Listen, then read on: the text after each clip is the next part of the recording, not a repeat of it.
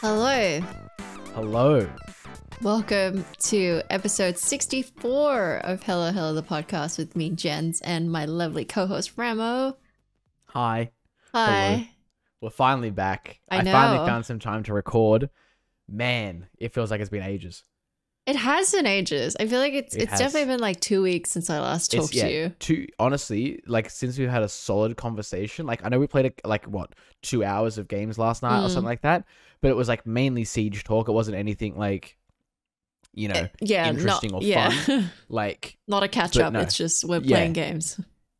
Because I have honestly been flat out with work. Like, as I'm sure, I don't know if you guys follow the Twitter or like the Discord and things like that, but I've said the last 2 weeks, I just physically have not had time to record because I'll like go to work, come home, and then by the time I get home and eat, it's like 7:30, 8 o'clock, something like that. And I'm like, there's no way that I have time to record an hour podcast, edit it, schedule it, upload it, like do all the extra stuff that goes alongside it, like make the thumbnail, yada, yada, yada.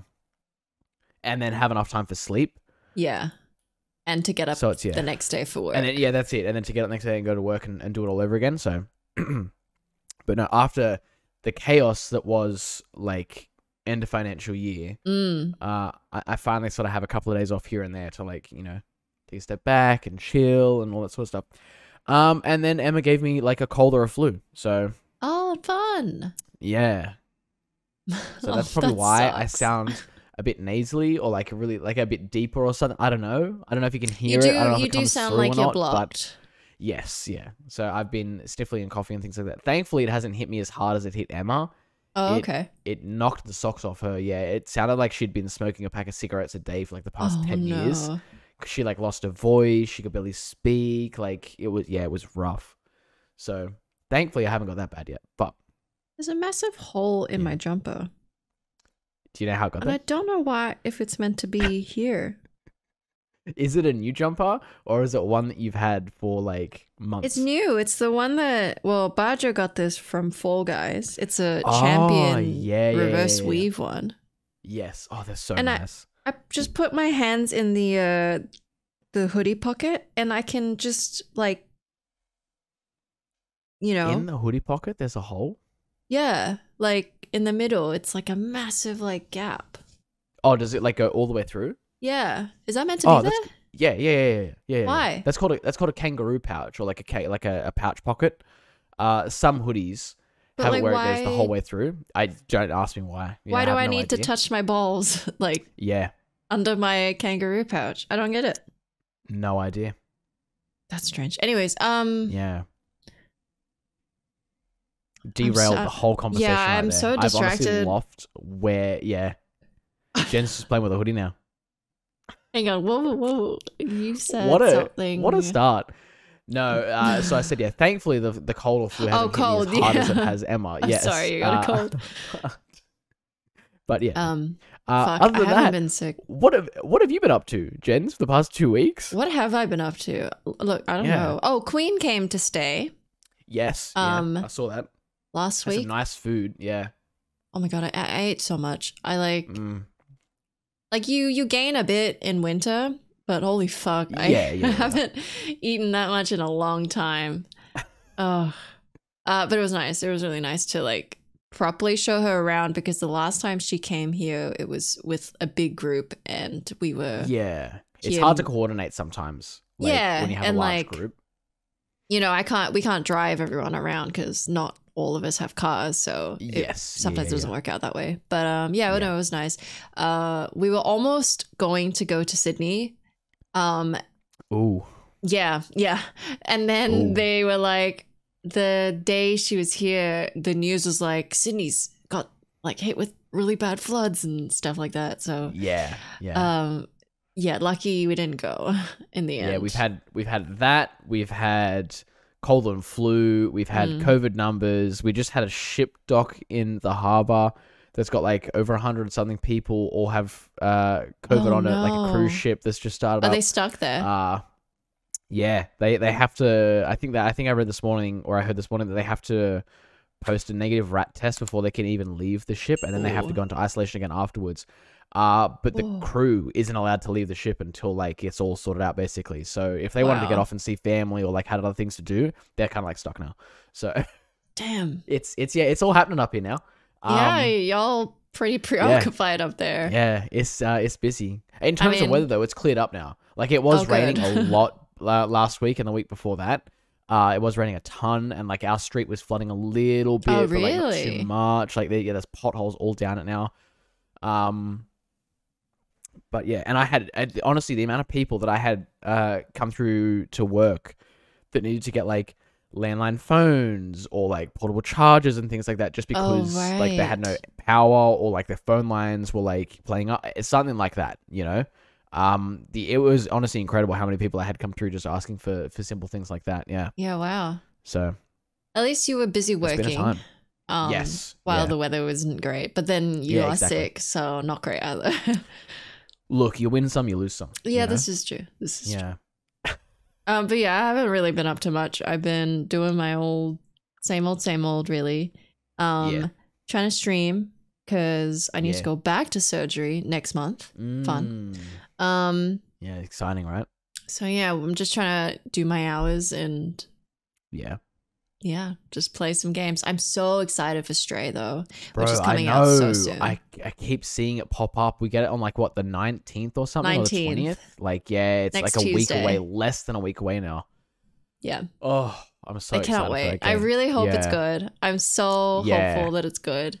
Honestly, my expectations are quite high. Same. Just in the sense that like obviously there's hype around the game, and like we're both very excited, and I've seen a lot of people online like this is like, you know, obviously looks like the next best sort of thing. But in terms of like stuff they've shown, they haven't shown us too much yet, so it's not like that's true. Annapurna and all that are like, yes, this is like the best game of the, like, you know, they're not hyping themselves up in a sense. They're like, play our cute cat game, you know.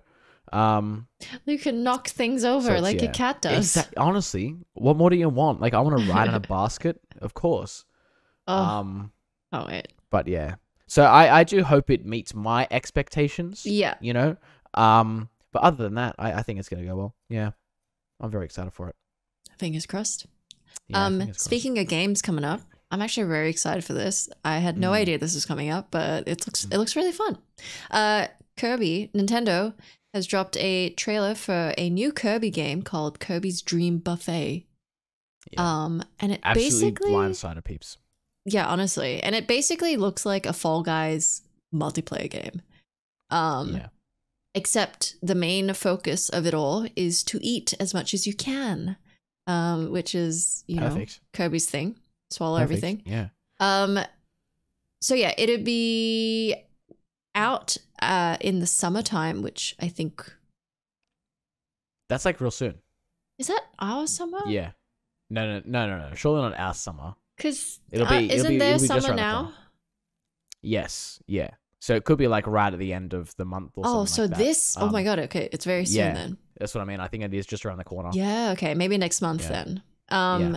It will be a Nintendo eShop exclusive, so you can only really get it online. I don't know if you need a Nintendo account subscription. I would assume you would need a Nintendo. Oh, actually, yeah, because it's multiplayer to play the game. Yeah, I think it's multiplayer only. So that makes sense. But yeah, no. It really does look like Fall Guys. Wow, I'm watching. Yeah, I had watched the trailer this morning. I just saw headlines. I'm watching it now. This looks like just Kirby Fortnite.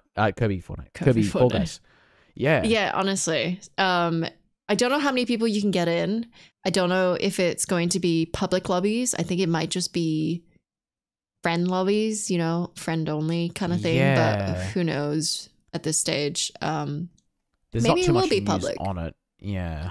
Nintendo. So let me see if I can watch this up. But yeah, no price point or release date. Yeah. Do you reckon it's going to be free to play? No. Sources say no. Oh, how much do you reckon they're going to charge for? I reckon they might charge between 30 and 40. Damn, really? 30 and 40 bucks? That's maybe that's 20 and 40? Man.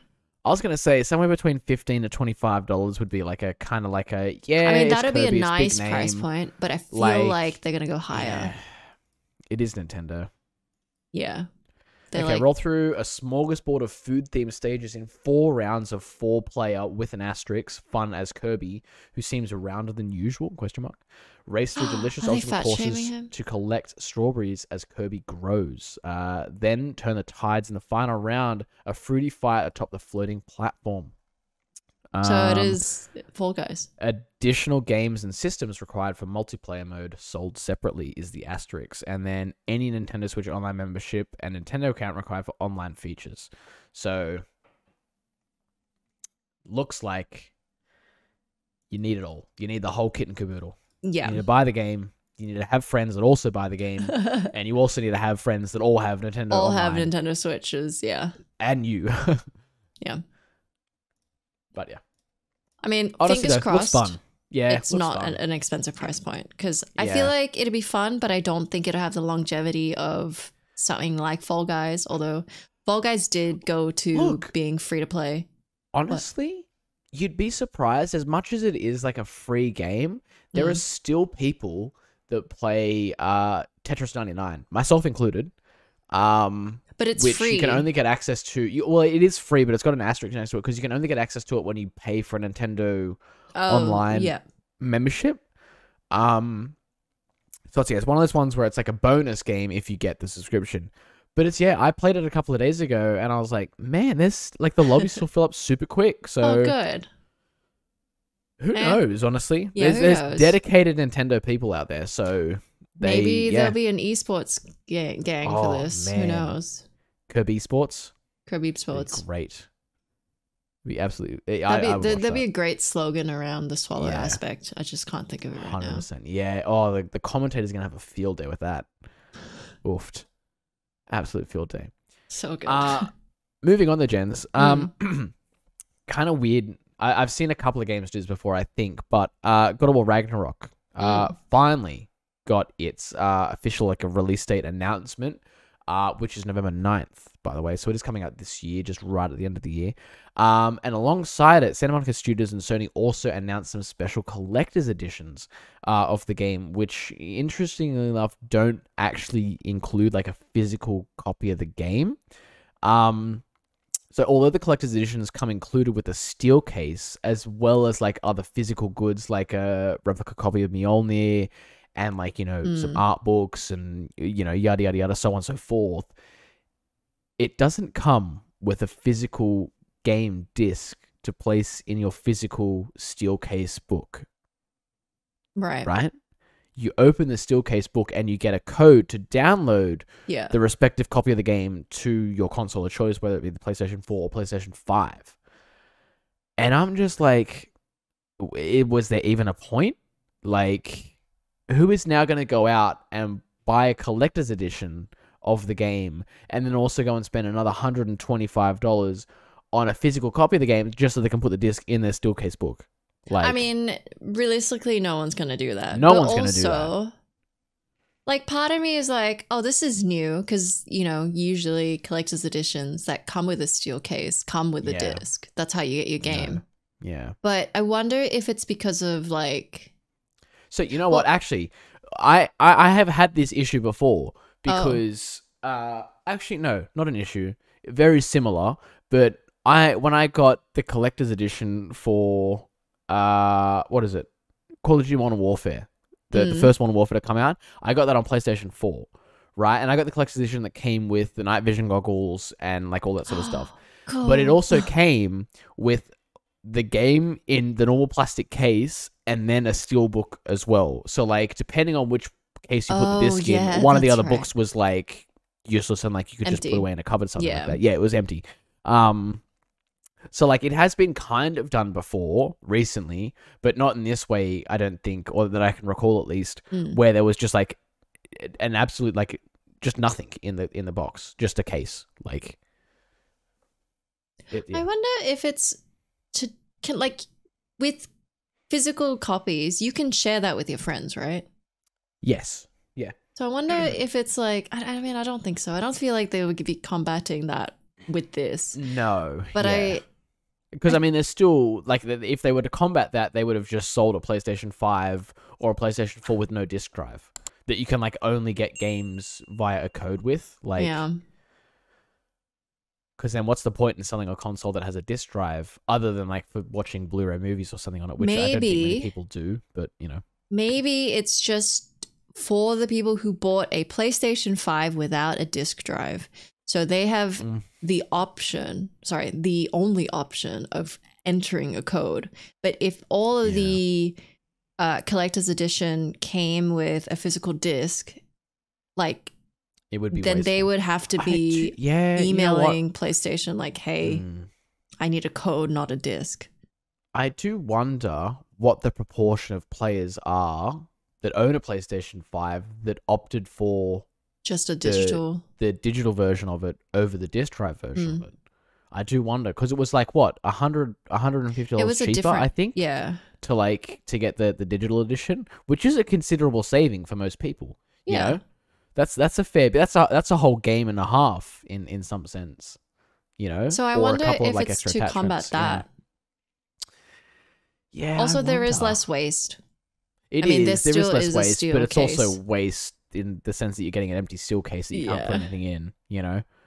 But like, I don't know. I don't mind it because a code's easy.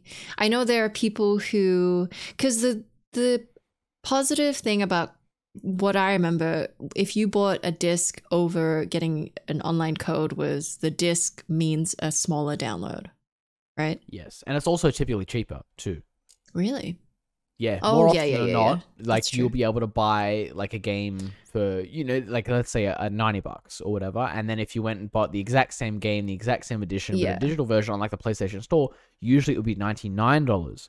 So it's like it's not a big difference. It's about $9 or $10, you know, depending on the game, but it was obviously always more expensive to get like the code for the convenience of not having a disc to have to get up and change it and all that sort of stuff, you know.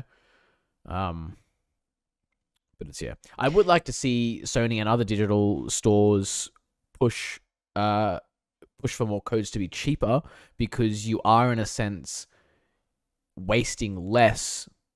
I'm not going out to the store. I'm not wasting petrol to go and like pick up a copy of the game. Cheaper. Like exactly, you would think it would. Obviously, because there's no server store. costs. Obviously, server costs are exponential and they're massive, especially for infrastructure as large as PlayStation Network or like, you know, Xbox Live and things like that. But that's also what you're paying for with the yearly subscription and stuff. No? Exactly. Like, you're paying for the costs of like running the servers and keeping them all online and maintenance and like you don't have to like I don't know. I've always wondered why codes were more expensive. Yeah. There's got to be a good reason other than just ripping people off. There's got to be. But regardless, Jenz, are you excited? Because you're actually currently playing through the first God of War. Are you excited for Ragnarok? Yes. I'm trying. There was so much, as I was doing research for this, I was trying to not look at all the Ragnarok stuff because I don't know who's going to be in the next one. Like, I don't know what happens from this one. Yeah, I kind of hate, like, I'm not obviously going to spoil it, but like there are some characters that they've announced as like coming out and their voice actors alongside it. And I'm like, why would you do that? Like, can we just go back to like, you know, the 90s where nobody sort of knew what was happening in like film or entertainment and things like that, and it was all just a surprise, you know? I mean, like, same with movies. So like ignorance is bliss, you know? Like, honestly. Yep. So I'm trying to avoid it all at the moment because I'm like you said, I'm going through it right now, and holy shit, I cannot express how good it is, and I really need you to start it. Yes, I know. It is definitely on the list. It's so good, dude. There's so much to play. I know. But I know. Speaking of more to play, and I think we're gonna have to check this one out. I mean, because of how long it's taken, yes. I'm kind of on the fence about it, but I also like. There's one part of me that's like, check it out. You know. Well, we'll see what the price point is because this is true. Who knows? This is true. But it is also coming out November 8th, so a day before. I saw God that of War, Ragnarok. when I was writing up this most recent blog post.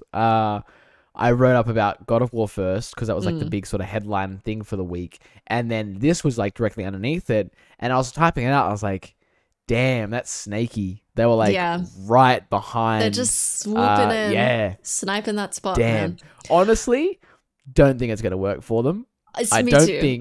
I don't think there's going to be a flock of gamers that are out there that's like, fuck yes, screw God of War. I'm playing Skull and Bones this weekend because it's coming a day before. No, I don't think so.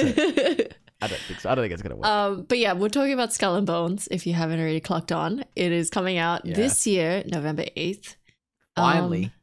After what, 3 years? I think. It's been 5 years. This game was announced at E3 2017. Wow. Yeah. So, and it was around this time too. Like it would have been like, at the start of this month. Basically, true. Announced. Mid-year. So it's been like a 5-year sort of turnaround time, basically. Yeah. So honestly, didn't think this was gonna happen, but here we go. No. Yeah. They have a release date. It's gonna be out on PlayStation 5, Xbox Series X/S, Stadia, and PC, which is the Epic Games Store, Ubisoft, and not Steam. So Steam is a no-go for this. Yeah. But yeah, interesting that it's going to only be on the latest consoles, which I feel like... I mean, look, it was probably one of the decisions they made in their quite long, development time was like, look, do we release a game that some people are potentially going to stop playing after 6 months because they get one of the new consoles or something like that? You know? Or do we just hone all our focus on the next what most of the people are going to sort of be looking forward to, which is the next gen, and push all our resources there? So... It's interesting because I feel like I expected this gen exclusivity to be quite later on. Yeah. Because even Ragnarok is 4/5, PlayStation 4/5. Yep. So it's surprising to hear that they're only gonna focus on next gen and PC, which I feel like is quite early given that next gen is so hard to get still. Yes, there's still quite a small player base probably compared to previous gen. Yeah. That's interesting to see. It would also be crossplay and cross progression across platforms. So if you're lucky enough to have a PlayStation or an Xbox and PC, you can play on both. Or if you got mates that have either or, you can play with them as well. That's true. But it's did you sort of see they did a whole hour and a half long sort of Skull and Bones direct, I guess. Yeah, it was a presentation. Where I didn't watch it because I just don't have the time to watch an hour and a half long presentation on a game that was announced 5 years ago. Exactly.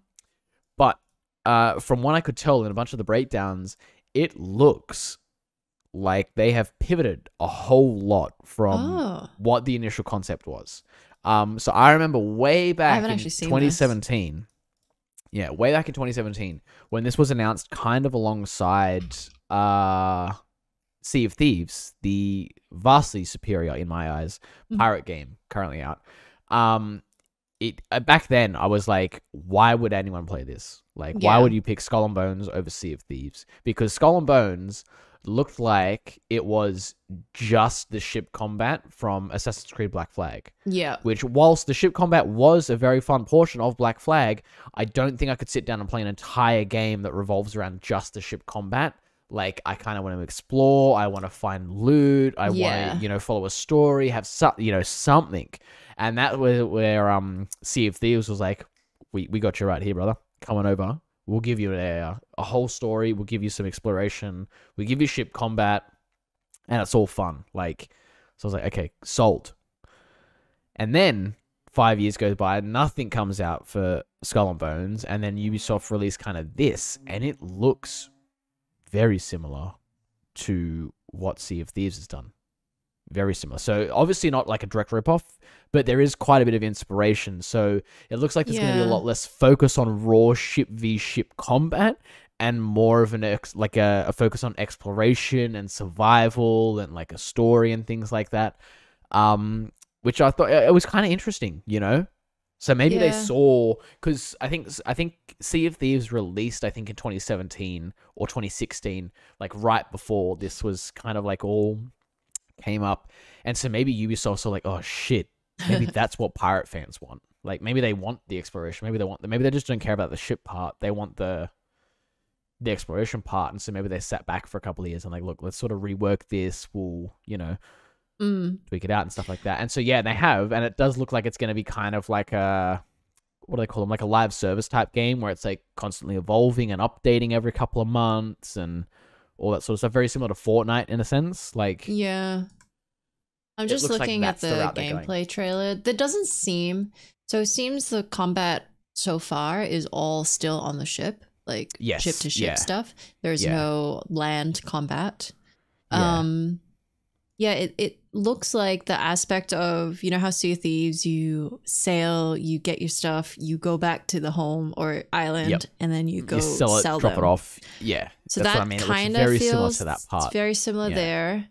I thought it was going to be like a Red Dead Redemption, but at the sea, like that scale. I think that scale is way too big for Ubisoft. Honestly, that would be too big. Yeah, that would be too big.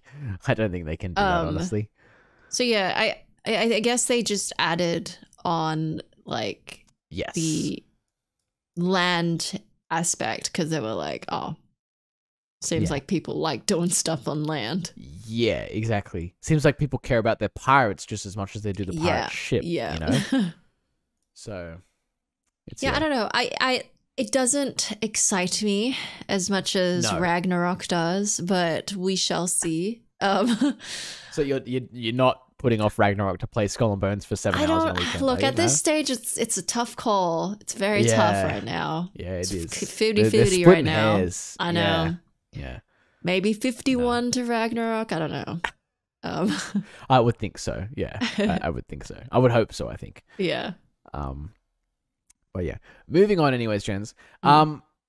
Look, sadly, for all the Red Dead Redemption fans that are still out there, if you are playing Red Dead Redemption Online, it looks like it is about to stop being supported by Rockstar. Because Rockstar Games has sadly confirmed what many have already suspected, and that there will be no major content updates for Red Dead Online moving forward from basically this point or the next month or so onwards. Because instead, the company has focused their resources onto the next installment of Grand Theft Auto, which is going to be the upcoming Grand Theft Auto 6, obviously, which we still know nothing about. That game could still be 7 years away. We physically don't know. So in a blog post, Rockstar did thank the Red Dead Online community and fans for sticking with the game over the last few years, but it did have some bad news for the folks still enjoying, because according to Rockstar, it had, quote, steadily been moving more development resources towards the next entry in the Grand Theft Auto series. And then it also goes on to say that it wants to exceed players' expectations with that next game, and resources once devoted to Red Dead Online have moved to Grand Theft Auto 6 instead. Which honestly makes sense, Yeah. Like, absolutely. It doesn't surprise me. It sounds like it didn't surprise a lot of the Red Dead Online players as well, because they kind of sensed this was happening. There hadn't been any major online updates for like a couple of months now, what felt like ages. It was just kind of little tweaks here and there. But it is kind of sad because it does have a very big fan base, Red Dead Online, or just Red Dead in general, honestly. It does have a large fan base, so it is sad to see them sort of like, put that game to rest already, in a sense. But Red Dead has also been out for a good couple of years now, so it's one of those things that it's like, it just still, I don't think, even as much as it does have a large player base, I still just don't think it has as large a player base as Grand Theft Auto 5, which came out like way back in 2013 or something. Like, it's, so kind of sad, but like expected. Like I said, I played, I think, Red Dead Online once and was like, that's not for me. I'll stick to the single player pit. Yeah, that's good enough for me. Because it's just like, I said to Emma, I go, I don't know if because she loves Red Dead 2, like absolutely loves it. And I was like, I don't know if you've tried Red Dead Online, but it's just not fun. Like, right. Nowhere near as fun as Grand Theft Auto. Nowhere near as fun. It definitely is a smaller community than Grand Theft Auto Online. Yeah. And it makes sense that the company wants to divert their resources and employees to work on the next line in the series, because it's their biggest game Rockstar It, makes. it is Grand Theft Auto is probably the largest thing that Rockstar and Take-Two as a whole, like Take-Two Interactive, probably own. Like, yeah, in terms of IP, that would be the one that it just prints money. Yeah, exactly. Prints money. Like the amount of copies people buy of GTA. I will never forget. I will never forget the statistic that Grand Theft Auto 5 earned back its development costs in just pre-orders alone. Oh, wow. Like, it earned back its development costs in just pre-orders. That would be so, what a statistic. Yeah. Like, that's incredible. That is incredible. And then you think of, like, all the extra stuff, like shark cards that players have bought over the last, 2013 did I say? Over the last literally decade of Grand Theft Auto Online. And, like, they're still getting major content updates. I think there was a rumor that I saw maybe a month or so ago that Michael, the voice actor for Michael, was recorded or spotted sort of like walking in and out of recording studios. Sorry. Was spotted walking in and out of recording studios. And there's rumors that he was recording for Grand Theft Auto Online content because they have just dropped one not too long ago with Franklin involved in it. And so it would kind of make sense to have one with also Michael and then potentially Trevor later down the line as well. Being like characters that hand out missions and things like that. So like even a game that's almost a decade old is still getting more major content updates than Red Dead, which is kind of like where you can see just what the play base is like. In a sense. Exactly. You got to go where the money is really as a company. And yeah. It look, I'm sure there's a bunch of Rockstar employees that were like, you know what? I actually prefer Red Dead Online to Grand Theft Auto. Probably. I think we did a better job here or there or yada yada.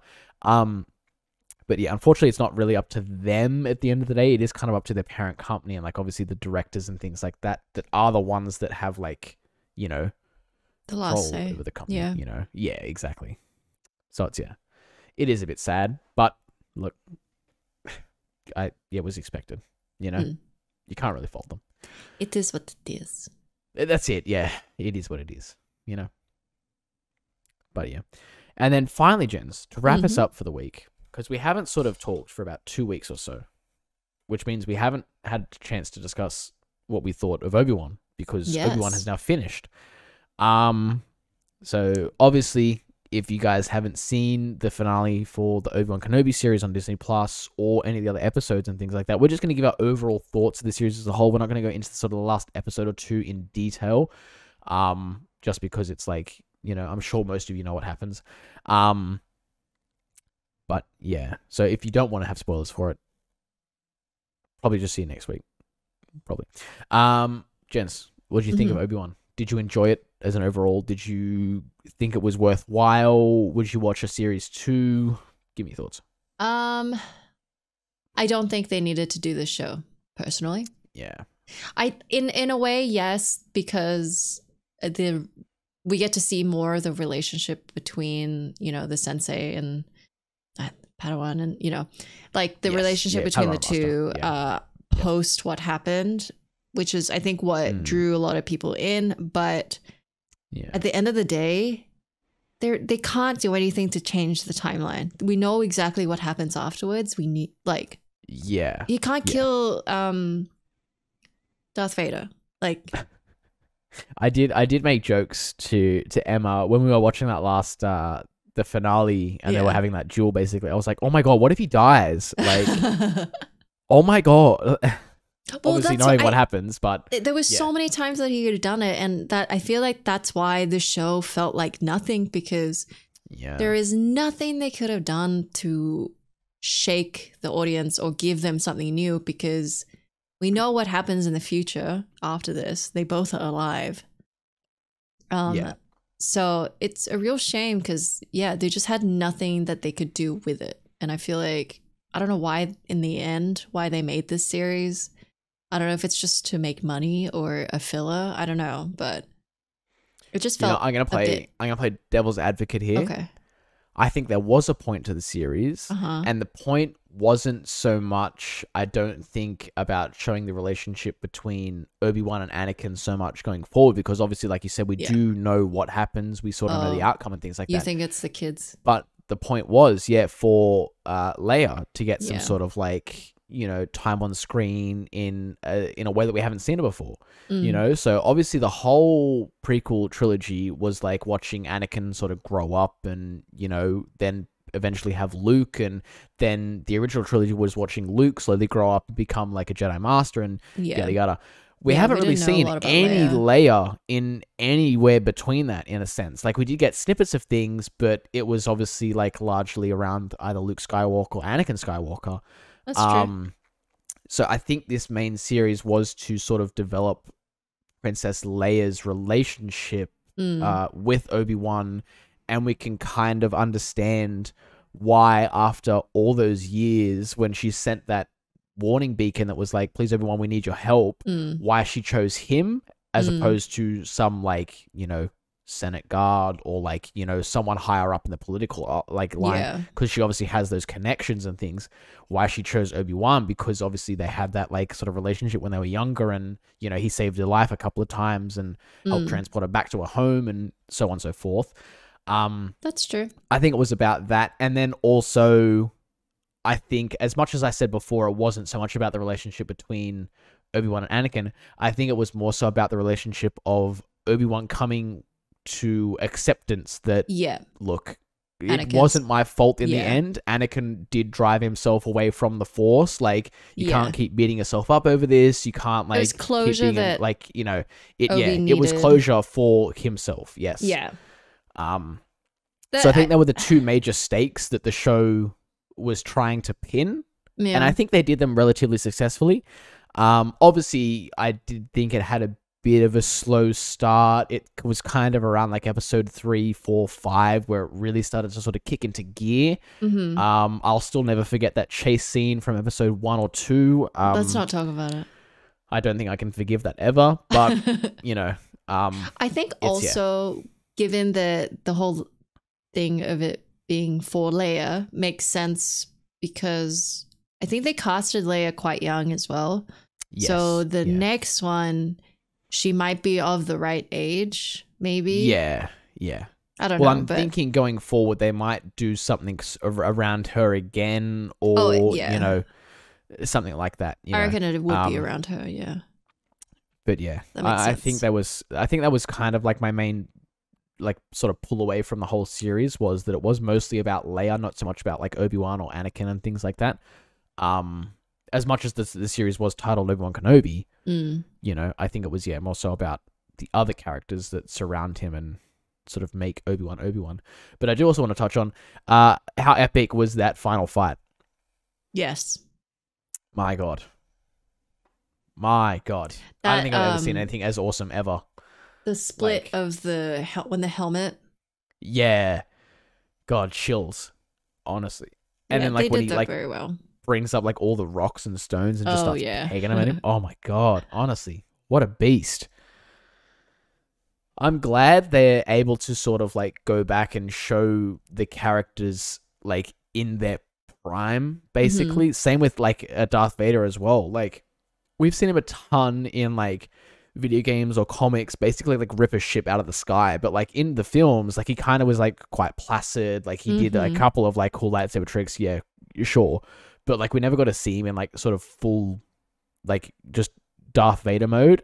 And so this, I think, was where we got to see him like really in his prime, where he did basically just rip that ship out of the sky, toss it to the ground, like, you know, and then rip it apart, you know, without even touching it. Same with cool. When he was when Reva was dueling him, like in one of those last episodes, and like he didn't even have a lightsaber.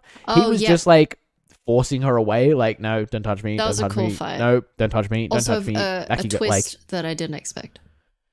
Yeah. But I always now quote when what's his name? The Grand Inquisitor, when he walked, he goes, "Hello." Oh man, I love it so much. The memes that came out of that afterwards were incredible. I love that bit. Yeah. But I enjoyed the series. Like I said, I sort of more enjoyed the tail end of it. Obviously, I think a lot of people did as well enjoy the tail end of it a lot more than the start. I don't think there's a need for a season 2. I think if they do a season 2, I would like to see them focus more on a different character. Yeah. You know, I would kind of like to see them focus maybe on like, you know, Leia herself, or like Leia's family, maybe. Like they could do an Organa series, and sort of show her upbringing, I guess. That's true. Because I saw a bunch of people online as well after the first couple of episodes, like, man, Leia's a real bitch. Like, she's super like, Spoiled. she's super like chatty. She's spoiled. She's like talking the wrong way. No kid talks like that. And I was like, and I kind of had to like explain. I was like, well, she's brought up a lot differently than most other kids are. And you could see it like just in this season alone. Like the contrast between her and Luke being brought up, whereas Luke is like out in the desert. He has no one around him except his aunt and uncle. He's playing with like rocks and using his imagination. And Leia's growing up in basically a super wealthy city. Yeah. Surrounded by a super wealthy family. She's meeting politicians. She's meeting Senate. Like she's meeting all these super like, you know, high up people. High up, yeah. Obviously, she has to have like a larger vocabulary and she has to be well spoken and things like that compared to someone that's growing up on like a farm in the middle of a desert, you know? So it's, and I think once people realize that, they're like, oh, kind of makes sense. I think I get it now. Like, I think people are just very critical of young actors as well. Yes. Yeah. But yeah. I think so. Which is I think, understandable, but also hard to, you know. It is because and I think that was one thing that they sort of got, especially with Star Wars fans, I think because there are a couple of like younger actors that have been in like the prequels around the 2000s and things, they were like, man, that acting was kind of dicey. Like, obviously they're not like, you know, Academy Award winning actors. They're like 7, you know? Yeah. So, but yeah. I still enjoyed it. I don't think I had any sort of major problems with it. But yeah. Excited to see where all Star Wars goes, you know? Because I think we're getting another series later in the year. Or Wasn't like right Taika doing a movie or something? He's reportedly writing one. I don't know if it's been officially announced yet or like he's been like sort of like announced in a grand sense. But yeah, I think he is linked with either writing and or directing something Star Wars related. Okay. That'd be interesting. So that would be kind of exciting and interesting. Yeah. Because Star Wars has never been funny. No. It's always been quite moody and like serious. Like, so yeah. That'd be very interesting if Taika is directing or writing. Yeah. Because like even like his character in Mando was quite humorous. Yeah. You know, like IG-11 or whatever. Even just that, the little bits that he was in, it was quite humorous. So, but it was actually quite nice to have like a little sense of humor in it, like amongst the seriousness of it. Yeah, I really want that guy, and I forget his name, but the guy who is in Breaking Bad, Pollo Serrano's guy. Oh, yeah. I know who you're talking about. Yeah, I want him to come back because he was such a cool, and he was the one episode with Taika. That was just why I remembered, but that was such a cool character. Yes. So I hope the next one, and it might be the next one, will be with them both or him. Yeah. Maybe he's the next big bad. I don't know, but yeah, that's it. We're not too sure about the future of Star Wars at the moment. They're kind of doing all these like mid sort of recap movies and TV shows and things like that, where they're filling in gaps from like other points in the saga, which I'm not mad about.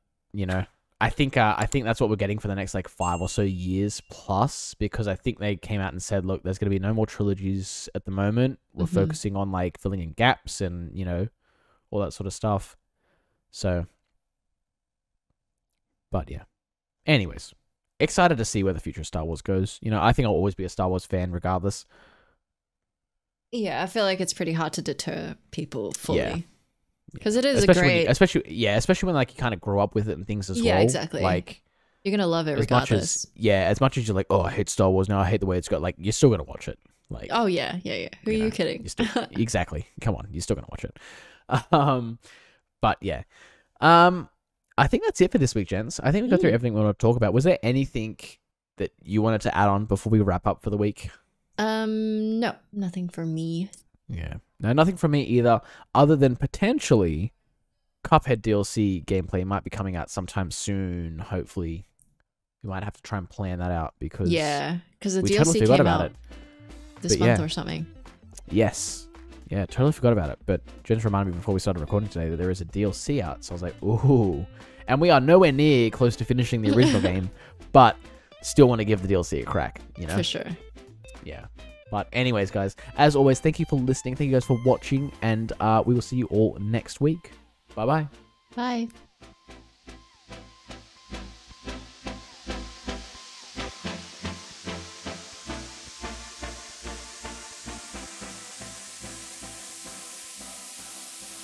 What?